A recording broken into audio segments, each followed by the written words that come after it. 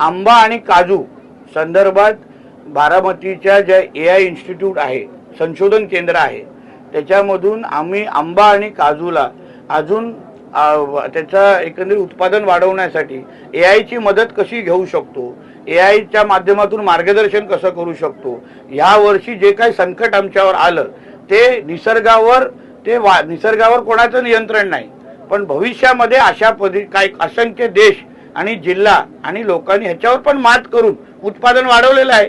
आमच्या देवगडमध्ये काही लोकांनी AIचा वापर करून आज जिथे एकही आंबा कोणा झाडावर लागलेला नाही काही लोकांच्या बागेत, त्याच्या विरुद्ध त्या AIचा वापरून काही लोक त्या व्यक्तीच्या प्रत्येक कलमावर आणि प्रत्येक फांदीवर आंबा लागलेला आहे।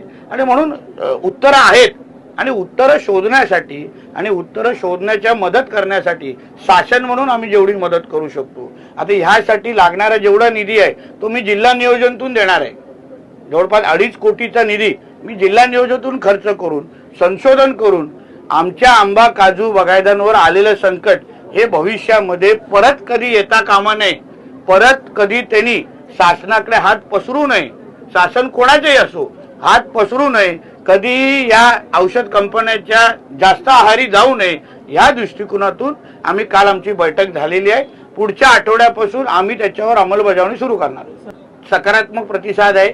हा जेव्हा प्रश्न काही मच्छीमार बांधवांनी आणि माझ्या डिपार्टमेंटने माझ्यासमोर ठेवला तेव्हा मी लगेच दुसऱ्या दिवशी मी केंद्राच्या मत्स्य व्यवसाय मंत्री लल्लन सिंगजींना पत्र लिहिलं। त्यांच्या सेक्रेटरींच्या संपर्कात आमचे स्टेटचे फिशरीजचे सेक्रेटरी रामस्वामीजी त्यांच्या संपर्कात आहे आणि लवकरात लवकर ह्याच्या बाबतीमध्ये सकारात्मक तोडगा काढण्याचं काम आमच्या माध्यमातून सुरू आहे।